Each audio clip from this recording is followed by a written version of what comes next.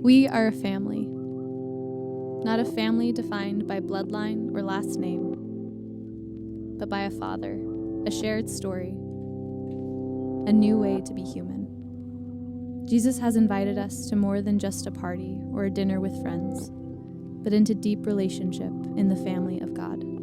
From moments of pain to moments of happiness, from grief to celebration, we are family. And despite the work it takes, the fights we endure, and the learning we do along the way, we need connection with other people to belong, to be a part of something bigger, to know and be known, to love and be loved. We were made for life together. We were made for community.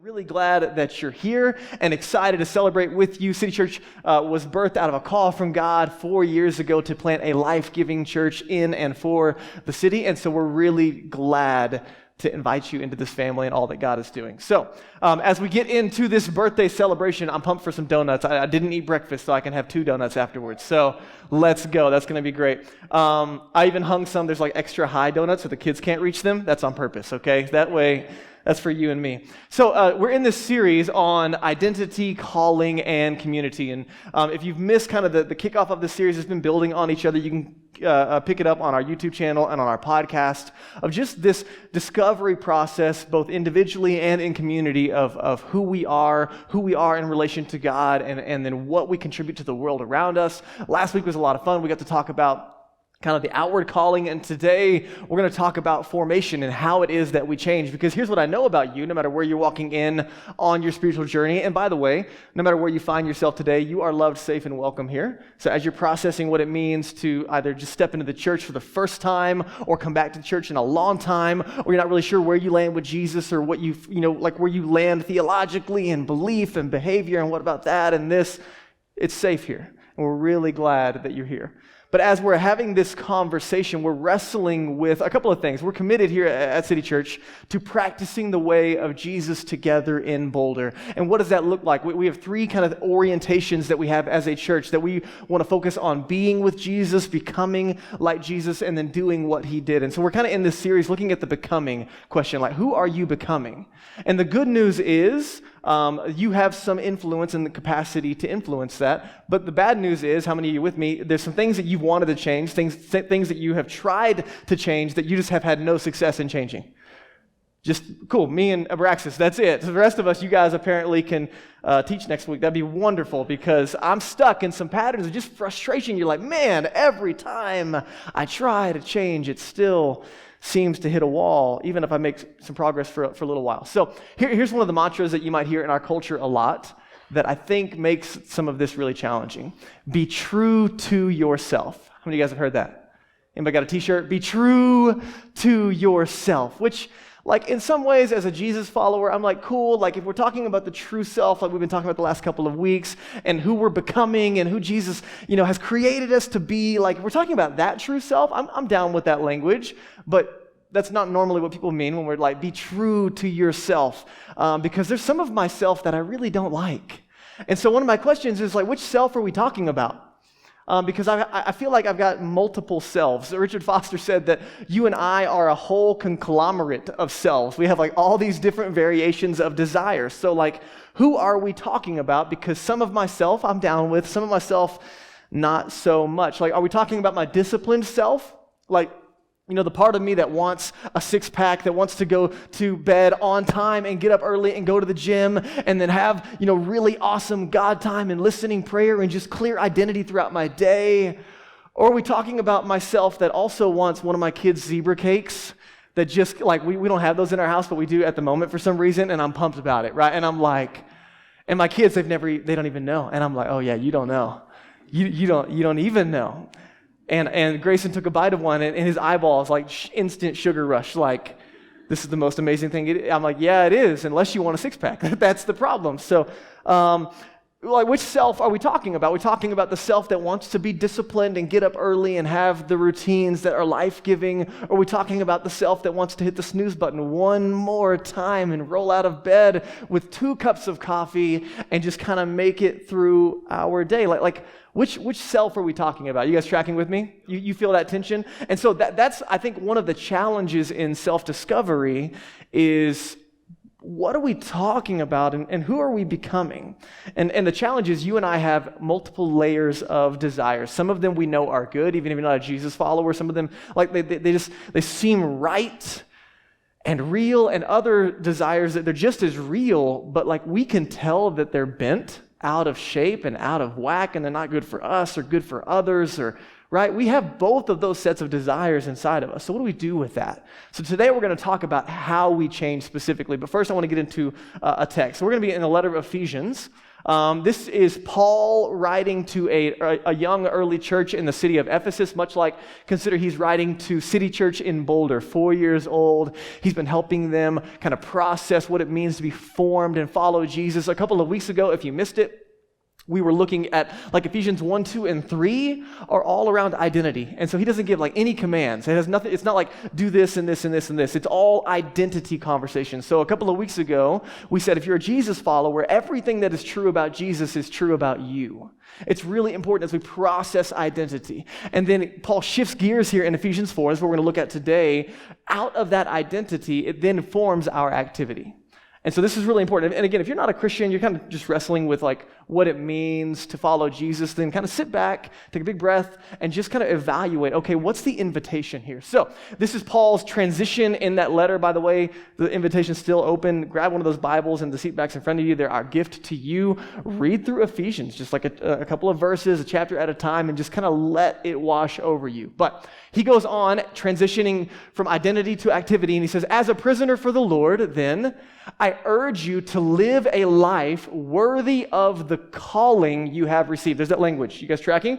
So that calling language, like, why am I here? What has God uniquely created me and called me to do? There's an inward calling and an outward calling that we processed a couple of weeks ago, but this language is coming from Ephesians and identity. Verse 2, he says, be completely humble. There's a command. So out of this invitation of new life in Jesus, it's actually a new way of living, a new way of life. And with this life, what comes completely humble and gentle posture. And really, he's talking about character here. You guys see that? And so this unique thing of calling has more to do, it seems, with our character in what we're doing rather than just the vocation that we put our hands to. Last week we talked about it. What we do matters. And God created you uniquely as a gift to contribute to the world around us. But he says, be completely humble and gentle. Be patient, bearing with one another in love. Right? Already I'm disqualified. You guys feel that? Like we're one verse in and I'm like, dang it. Verse 3, make every effort to keep the unity of the Spirit through the bond of peace. Every effort. You guys hear how emphatic his language is? This is a big, big deal. He goes on. Kind of jump down to verse 11. He talks about all that Jesus has accomplished through his death, burial, and resurrection for us. And then he picks it up in verse 11. He says, because of Jesus' victory for us, Jesus himself gave these gifts, these different gifts to the church, apostles, prophets, evangelists, pastors, and teachers. If you go through our growth track, you'll hear more about that and how to work those gifts out in community. But for the purpose of equipping his people, his family, for works of service, so that the body of Christ might be built up until we all reach unity in the faith and in the knowledge of the Son of God, and we become, there's that language again, right? Who are you becoming? We become mature, attaining to the whole measure of the fullness of Christ. That's some big language. So Paul's really concerned with who we are becoming. Jesus is really concerned with who we are becoming. And he goes on. He says, then, as a result of this growth of who we're becoming, we will no longer be infants tossed back and forth by the waves and blown here and there by every wind of teaching and the cunning and craftiness of people in their deceitful schemes. He's using this kind of language of water and like being in a storm. And I think he's speaking to the culture that we live in. Like, hey, if we're not careful, we're going to be pushed around by the culture. We're going to be formed. We're going to become somebody whether we want to or not, unless we have the ability to press into what Jesus is doing. So there's these two options here of being pushed around or not. Verse 15, instead, speaking the truth in love, we will grow to become, there it is again, in every respect, the mature body of him who is the head, that is Christ. He goes on. He says, from him, the whole body, joined and held together by every supporting ligament, grows and builds itself up in love as each part does its work. So I tell you this and insist on it in the Lord, that you must no longer live as the Gentiles do. That's like kind of outsider language, meaning people who are just not a part of the church, not a part of the family of God yet, okay? In the futility of their thinking. So Paul seems to be dealing with some worldview stuff. You guys hear that? Like there's a lot of thinking and becoming, and he's tying together maybe the lens by which you see the world. He's got a lot of that on his mind. He goes on in verse 18. He says, they being those that are separated from the family of God, separated from relationship with God, they're darkened in their understanding, separated from the life of God because of the ignorance that is in them due to the hardening of their hearts. Having lost all sensitivity, they have given themselves over to sensuality so as to indulge in every kind of impurity, and they are full of greed. You're like, my goodness, Paul, chill out, right? He's really eloquent, but he's also really separating the way of Jesus from the world around us. And this is not throwing rocks, because at another point in Ephesians, he says, and this is exactly who you were before you met Jesus. And so the heart of God here is compassion, but also acknowledging that maybe what you and I are presented with in the world around us as absolute truth maybe is just a worldview that's called absolute truth. And he goes on. He says that, however, is not the way of life you learned. You see the language? So what are we committed to? We're committed to practicing the way of Jesus in Boulder. That the way of Jesus is not a mental assent of rearranging the furniture in your mind to an appropriate set of beliefs, but it is an actual way of life, head, heart, and hands.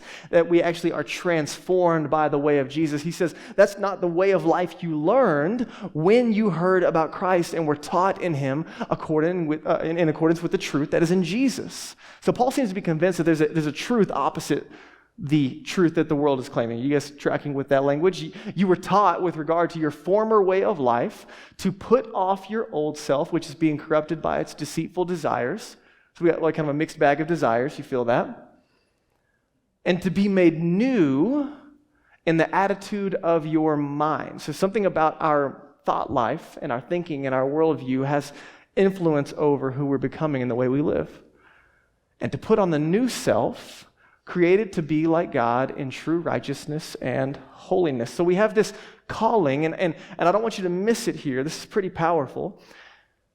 In this moment, he gives us a word picture of your true self and your false self.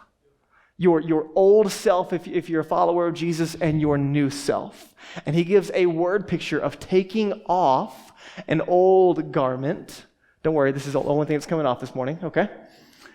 Taking off an old garment, an old way of life, an old way of thinking, an old worldview, and putting on a new self, a new way of life because of God's goodness and grace in your life. I know that might be cheesy, and I have no idea if these things match. My wife dresses me, so you can just deal with it. But the idea is that literally, like the change of a garment, following Jesus is putting off an old way and putting on a new way. You guys tracking with me? Everybody feeling good? Okay, so that was the heavy lifting. I know there's a lot, that's really wordy from Paul. He's a genius on a good day.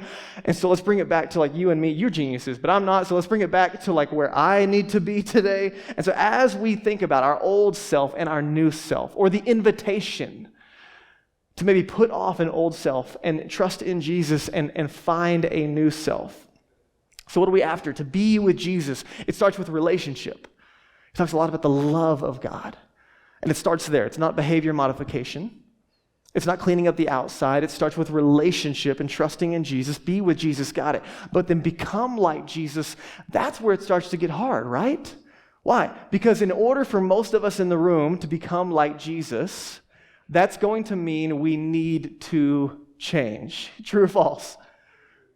right? That's the challenge. Like, oh man, to become like Jesus means I probably will have to change, right? Because all of us know that we're jacked up. Like all of us know whether we have different parts of us that are jacked up, but like there's just things that are just dysfunctional at a core level, and then things that we have adopted that are dysfunctional, things we've tried to set aside that are dysfunctional, and you're like, man, I have tried to change that jacket 15 times, and every morning when I get up, I'm wearing it again, and I'm so done with that, right? And so in the language, what we're asking, how do we change?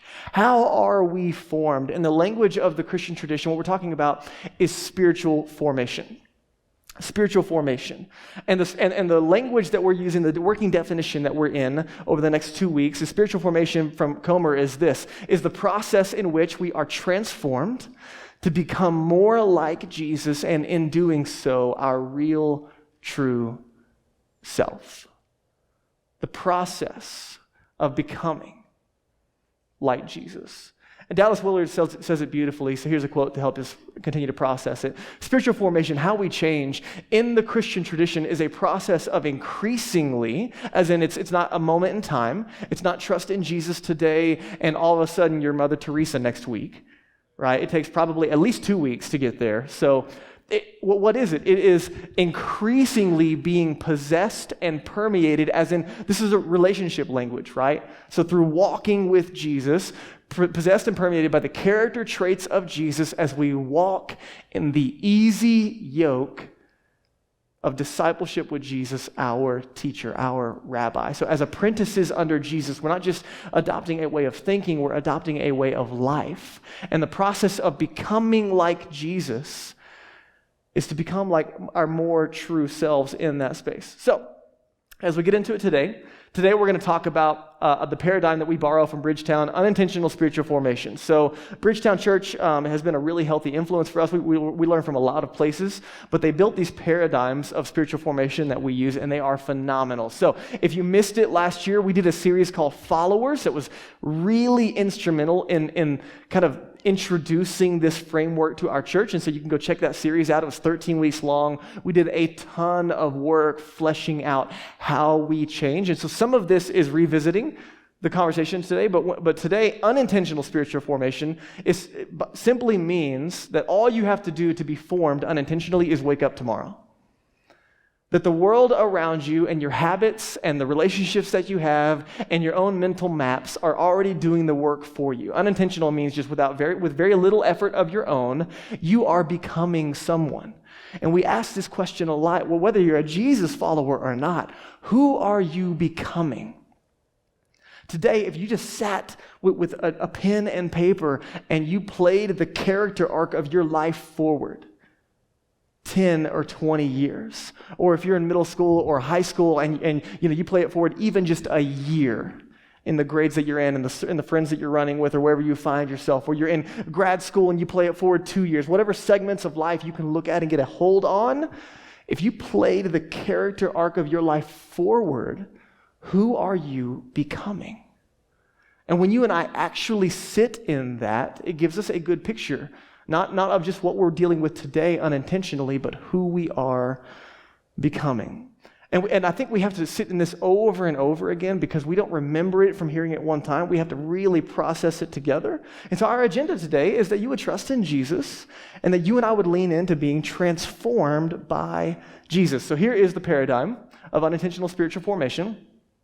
Tomorrow, all you have to do is wake up, and the stories that we believe, the relationships that surround us, and the habits that we live out, all in the environment that we live in, are shaping us. This is just, again, you wake up tomorrow. Next week, I'll introduce the intentional spiritual formation paradigm, and this is where we as Jesus followers press into how we become more like Jesus. But here's what I want to do today, is at the time that we have left, the text that we just read from Ephesians 4, I'm just going to show you how these things play out into who you're being formed. And I'm just going to invite you to have an open mind to just processing the way that your life is built at this moment up against this paradigm. So before we start, everyone in the room needs to get this. Spiritual formation, what we're talking about today, is not a Christian thing. It's a human thing. Jesus followers, we have a way of thinking about this. We have a way that we think is a good way and the right way from Jesus into spiritual formation, but it's not a Christian thing, it's a human thing, as in we're all disciples of someone, we're all followers, we're all being formed into an image whether we want to or not. And so, let's get into it. Number one, the stories we believe. So Ephesians 4, let me just show you again, verses 17 through 19. He says again, so I tell you this and insist on it in the Lord, that you must no longer live as the Gentiles do. Again, those are outside of the family of God, in the futility of their thinking. So he's talking about their worldview or their thought life. Darkened in their understanding, separated from the life of God because of the ignorance that is in them, due to the hardening of their hearts, having lost all sensitivity. As in there's a hardness of heart correlated to our worldview that makes us unable to be sensitive to maybe what God is doing around us. They've given themselves over to, he notes two things, we'll talk about in a minute. Sensuality, so as to indulge in every kind of impurity, and then they are full of greed. So let's go back to the paradigm for a second. The stories that we believe. So you and I live in a space, a world that is constantly telling you stories. So let's take Paul, and I'll tell you why in just a second. He points out two kind of stories from the culture around them that he addresses. Number one is greed or money. So there's a story that our culture says about money. Let's just take this for a second. So no matter maybe how you grew up, just kind of think about the paradigms that you have in your own mind. The culture around you, the American dream that we live in, what is it? Even if I think something on the inside probably tells you it's not true, but then there's something on the outside that still makes you want to chase after it. So more money means more happiness and more stuff. Materialism kind of creeps in there alongside it, and then hedonism and experiences also creeps, especially in Boulder, right? It's like, okay, money to do stuff and experiences and kind of get all those notches on my belt. And so you and I live in a world that says money and stuff and experiences, and depending on your bent and your category, those are going to have different weights. But the lie, well, this is the lie, I like jumped the gun there. The story that you hear, try to give it its credit, okay? But the story that you hear from our culture is more of that stuff will make you happy. More so, it will lead to a life of fulfillment and true contentment and joy. And like all lies, there's a half-truth, right? Because there's pieces of that. You are happy for a second, and a little more maybe does give you a high for a moment. Experiences, they are valuable, and there's poverty line, there's all kinds of things that we talk about that influences this. But at its core, if I could just have X, I'll finally be content. Whatever that is for you. You and I both know that there's something inside of us that wants to believe that story. And you and I both know that we have chased that story and it didn't deliver. How frustrating is that, right? I gave you this resource a couple of weeks ago, and I'll give it to you again. John Mark Comer wrote a book called Live No Lies that I highly recommend you pick up because he really deals with the stories we believe part. So here's the question. Does Jesus offer an alternative story to money and materialism and stuff? And the answer is yes. So again, this is a worldview conversation. So the world around you is going to say, here's the absolute truth about money, materialism, whatever it is. And then Jesus offers an alternative story that, you know what, maybe it don't satisfy. Maybe a life of generosity is actually what you need. Maybe there's something about money in our hearts connected to where we could actually grow and trust of our relationship with God. Maybe when Jesus warns us against the dangers around wealth, which again is relative when we live in a Western construct, but maybe his warnings around that are something that he's getting at for our hearts. So you see the stories that we're talking about? The world around you has a story about money or stuff or materialism, and then Jesus has a story. And they're both presented as absolute truth for what it's worth. And your job is to say, which story am I going to believe? Why? Because what I believe gets into my heart and it becomes reality. I begin to live out that reality, even if it's not true. The stories we believe. Paul deals with another one. He calls sensuality, or think about the story of sexuality in our cultural moment. This is a way bigger conversation than we have for this moment, but let's just play like the extreme story that you might hear on one side of the culture that you and I live in. All you have to do is open up your Instagram feed or listen to any of the podcasts or news feeds or whatever. There's lots of outlets for you to pick up the story. But the cultural narrative around sexuality is, okay, the evolutionary process has brought us to you and I being basically glorified accidents. That's wonderful. So well done, you. You're better than the monkeys. And you and I, and this is not meant to be tongue-in-cheek. This is just like following the data points of some of the ways of thinking in the world around us.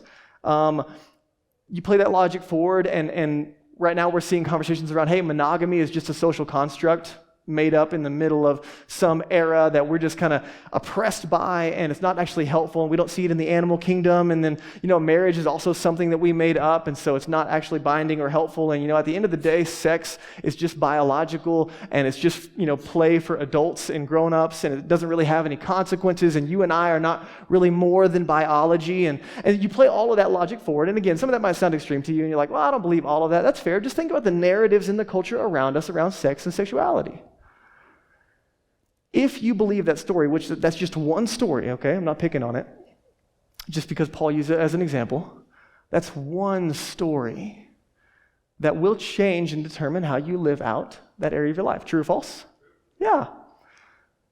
So does Jesus have an alternative invitation and an alternative story to believe when it comes to the conversations around sex and sexuality? And the answer is yes. Jesus goes all the way back to Genesis, and he says, actually, man, gender's a good thing, and God created them male and female, and marriage is a gift from God. And Jesus, I think, has a higher view of sexuality rather than a lower view. And you play those things forward. And again, these are just stories that we're operating in. The question that we're wrestling with is, do the stories believe shape who we are and how we live? And the answer is yes. So what are some other examples of the stories that we hear in our culture? And then the stories that we see presented from Jesus in the scriptures. And by the way, the invitation is open. This is not believe the story that City Church tells you to believe, but rather, as Jesus followers, we submit to Jesus and the scriptures to set the stories and the narratives for us, and we're evaluating those. And there's a lot of gray, by the way. It's not always black and white. And we're doing the hard work. You have to be committed to compassion and love, and what Paul said, truth and love. Paul's assuming there's truth in here and the stories that we believe. But what are some other examples? Conversations around identity and the value that you find. The culture around you says that your identity is going to be found in what you do, or maybe who you're in a relationship with, or how many degrees that you have, or what kind of house that you own, or right? There's all kinds of identity conversations. Well, what about identity in the scriptures? What about conflict? The world around you is going to teach you how to deal with conflict, and the home you grew up in probably taught you some helpful and unhelpful ways to deal with conflict. But Jesus might have a different story for that. You heard of the turn the other cheek thing, right? That's not that, you don't hear that anywhere in the world around us, but Jesus had some things to say about forgiveness and conflict. What about how to do relationships? How to do community? What about our self-image? What about, again, the poor and justice and human rights? There are stories in the world around us, and by the way, they're not all wrong. It's really important that you hear me say that. This is not us against the world conversations. There's some really good things happening in the world around us and some really harmful stories in the world around us. And our job as Jesus followers is to discern the stories we believe up against the worldview that Jesus invites us into. That's our job. You guys tracking with me? The stories we believe shape not only our thinking, but then how we live. Now, it doesn't stop there, because the second part of the paradigm is our habits. Let's keep going. Let me show you this, our habits. So in the next verse, in verse 20, I believe. You guys have that? Yep. So Paul says, that, however, is not the way of life that you learned when you heard about Christ and were taught in him according with the truth that is in Jesus. So the way of life, he's speaking to our habits, the way that we live. So you might not know this. There's this really cool book that came out called The Power of Habit. You guys heard of that? It's a phenomenal data points on like how we're formed and shaped as human beings. But what we do on a regular basis, it does something to us. True or false? You ever found like you're trying to get into a workout routine and you hate it at first, and then you do it long enough, which, the lie used to be 21 days of a habit, and all of a sudden like you're in it, and that's just not true, right? I think the real study has shown it's like 80-something days of a habit actually produces something in you. And so all of a sudden you can get like 80-something days of a consistent gym routine in you, or whatever your routine is. All of a sudden, something flips in your limbic system, in your body. Neurons begin to change to where missing a day of working out is more painful than going. You ever notice that? So our habits work two ways. What we do on a regular basis, we become. Or another way to say it is the things that we do, they do something to us. And again, all I'm trying to get you to think about today is what's shaping you. What stories are you living out that might not be true and might be harmful to the way you're living life? What habits are shaping you intentionally or unintentionally? Let me think here. So coffee. Who loves coffee in the room? Oh man, I'm a fan, right? And how many of you know that at the end of the day, a cup of coffee in the morning, while it's good for you, or good, feels good, that's the word I'm looking for, is not actually like maybe what you need in the morning to have a successful day and a really fully, like, forget that trash, right? I want a cup of coffee, right? Like, so all the data points come out. You can know all the right things about coffee, and oh man, maybe you don't need this and that. What? That's fine. Caffeine for your body, all that. Yeah, but I love coffee. So what happens? My loves shape my habits. In fact, what I love can override my habits. What I know to be true can just sit in the back when my habits are in full swing. So you can know that you need 8 hours of sleep a night, and you can also love that on Sundays, the next episode of The Last of Us comes out, and so you got a choice to make. Which desire are you giving into, right? And so our habits, they shape us. The more we do certain things, it shapes us into who we are becoming. And we'll talk about this in a minute, like just kind of evaluating. Not all our habits are wrong, but I need to sleep, and I need to binge YouTube. And I need to, and you start filling in the blank. Your habits make you. I want to be the kind of person that sits in the scriptures and listens to the voice of God in the morning. But I also stayed up too late, and now I'm exhausted, and I don't have much to give, and I want to be someone who's becoming more patient. But because I wasn't disciplined over here in my sleep, now I'm grouchy and irritable, and now I just blew up on my kids. Which one is it? So our habits, they shape us. And the last thing is our relationships. Check it out. Our relationships in this paradigm, verse 22. He says, you, by the way, this is plural. So this is really interesting. Every time you see the word you here, he's talking to them as a community. So you, or you all, Texas people in the room, anybody? Y'all were taught with regard to your former way of life to put off your old self, which is being corrupted by its deceitful desires, to be made new in the attitude of your plural minds, to put on the new self created to be like God in true righteousness and holiness. So let's go back to the paradigm for just a second. So we are formed. All you got to do is wake up tomorrow. The stories that we believe, your mental maps that you already have, intentionally or unintentionally, the habits that shape your life, and then the relationships around you. You know this. This is something you were taught when you were in grade school. The people around you, they influence who you become, don't they? That book we talk about a lot, Emotionally Healthy Spirituality, talks a lot about how your family of origin probably has the greatest influence of who you have become today. So doing the deep work of looking back and kind of looking at growing up and how that's influenced who you become is a part of the journey of self-discovery. But our relationships, plural, they influence who we're becoming. So for Paul, he's looking at this on the other side of it, saying, hey, intentional community actually helps you begin to live into the way of Jesus. And again, we're not just like, hey, what's true and what's false here? That's not only what we're asking. If the question is, how do we become like Jesus, then what we're putting up to be evaluated are the stories I believe pointing me in the direction of becoming like Jesus. Are my habits pointing my life trajectory toward the way and the practice and the character traits of Jesus? Are the relationships around me, which by the way, we'll talk about that at another point, like circles of influence versus circles of concern. It doesn't mean shut out people who are far from God from your life. No. Jesus was saturated with people far from God, and he loved them deeply. But there's a difference of who you have influence with and who has influence in your life. So it's just asking those questions, not throwing rocks at all saturated in what they call an environment. And we'll talk about, again, the next paradigm next week, but as we kind of wrap it up, I'm going to invite Daniel to come, and as he comes, I just want to give you this last piece. So let me go back. The reason I use greed and sexuality as the two examples is that that's because Paul used it in his letter. Here's what you need to know. The city of Ephesus was the environment those believers found themselves in. And you might not know this, so I'm going to give you a little bit of background. The city of Ephesus is where the temple of Aphrodite was located, and so it was a hub for sexuality. Aphrodite was the fertility goddess, and so tons of people would come from all around the Mediterranean to this city for the purpose of worshiping at this temple, of participating with temple prostitutes, all for the purpose of having a healthy childbearing and fertility and all of those things, okay? So this is saturated in the city. This is the temple, seventh wonder of the world kind of space in this city. So that's one of the agendas. In addition, it's a massive city of commerce because of that, and so wealth is massive in this city when it comes to trade.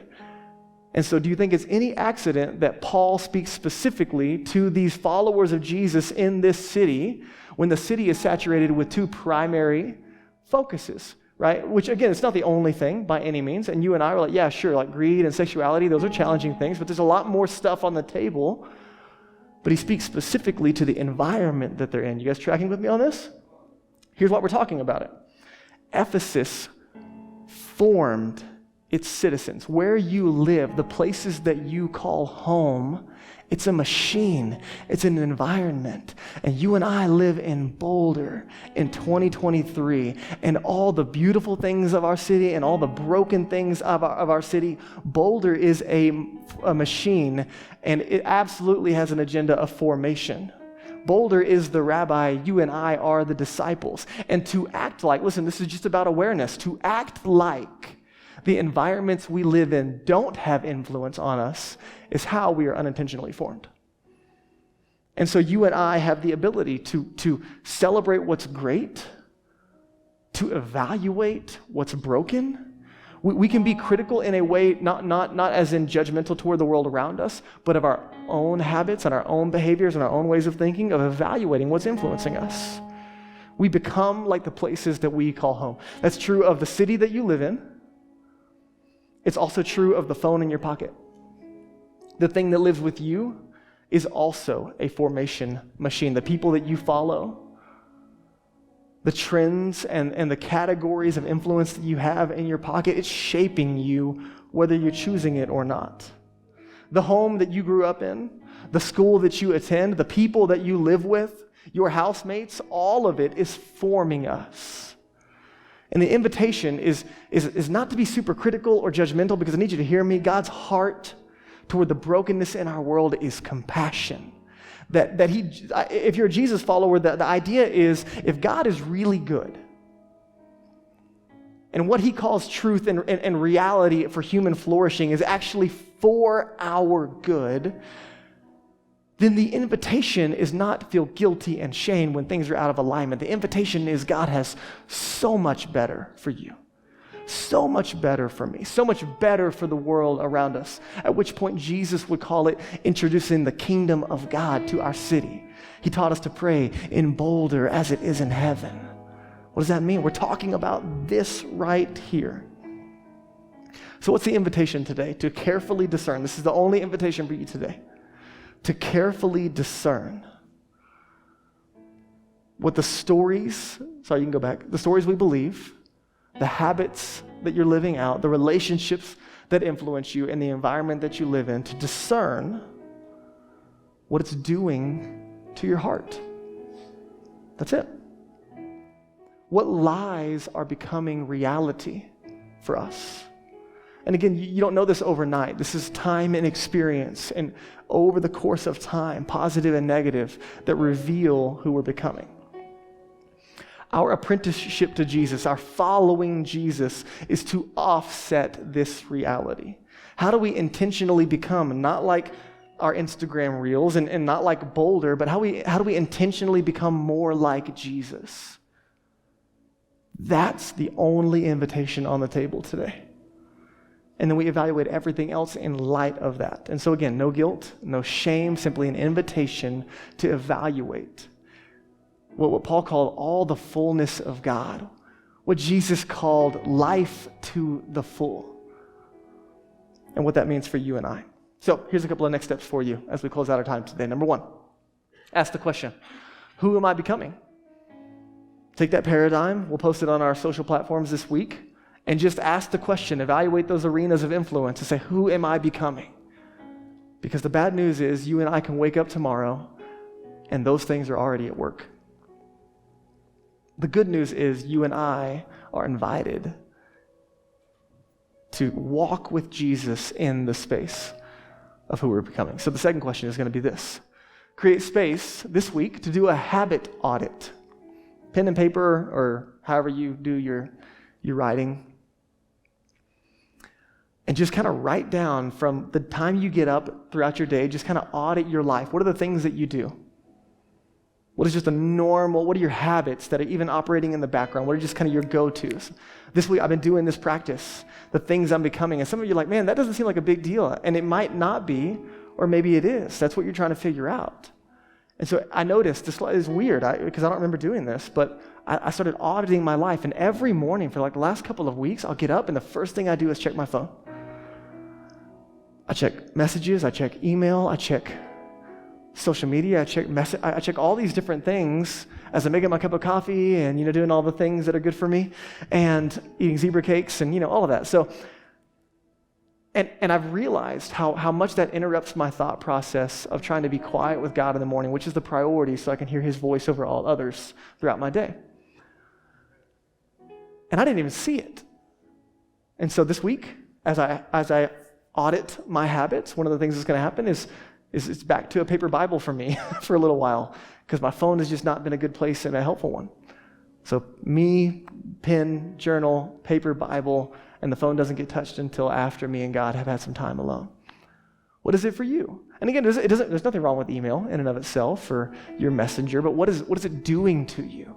Who are you becoming? And so this week, just take a habit audit and just invite God to speak into that space and just see who you're becoming. And next week, we're going to deal with how we actually change.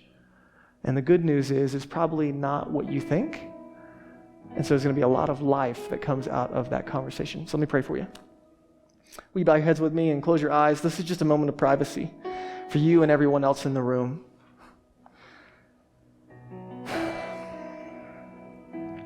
Holy Spirit, we quiet our hearts, we quiet our minds, and we invite you into the space that we're gathering in and into our hearts, into our minds, and we invite you to do a work that only you can do.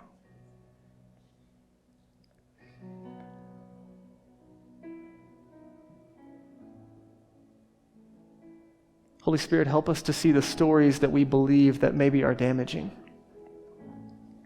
to our way of life. Help us to see the habits that are pointing us in a direction opposite of who it is that we actually want to become. Help us to see the relationships that maybe need to be adjusted. Or maybe the relationships that need to simply be formed. So that we can continue to become more like you and more like our true selves. Help us to evaluate what would it look like this week, every day, to put off the old self and put on the new. Because it sounds very intentional. It's like when we get dressed every day, it's a choice we make.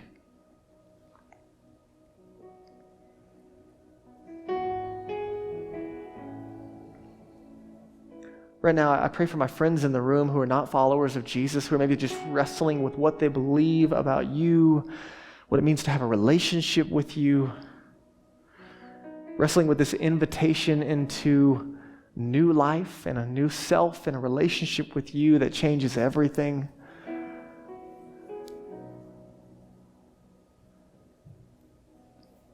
And for anyone in the room that's wrestling with that, I pray that they hear louder than anything else today how much you love them. And you proved that love by sending Jesus to die in our place for our brokenness, for our sin. And he rose again, proving that he was who he said he was, that he could overcome our brokenness and our sin and overcome death and overcome the lies and the enemy and make us completely new. Now, we don't earn that. We don't perform for it. We don't maintain it. We simply receive the gift that you purchased with your life by trusting in you, by stepping into that relationship. And for some of my friends today, would you pull on their hearts and minds to trust in you and your invitation into what it means to have life to the full, to be fully human in relationship with you, to be made new and to become who you invite us to become. And so, Holy Spirit, we invite you right now. And we ask once again, is there anything you want to say to us? Is there anything you want to say through us? And we take the next couple of minutes to respond. It's in Jesus' name. Amen.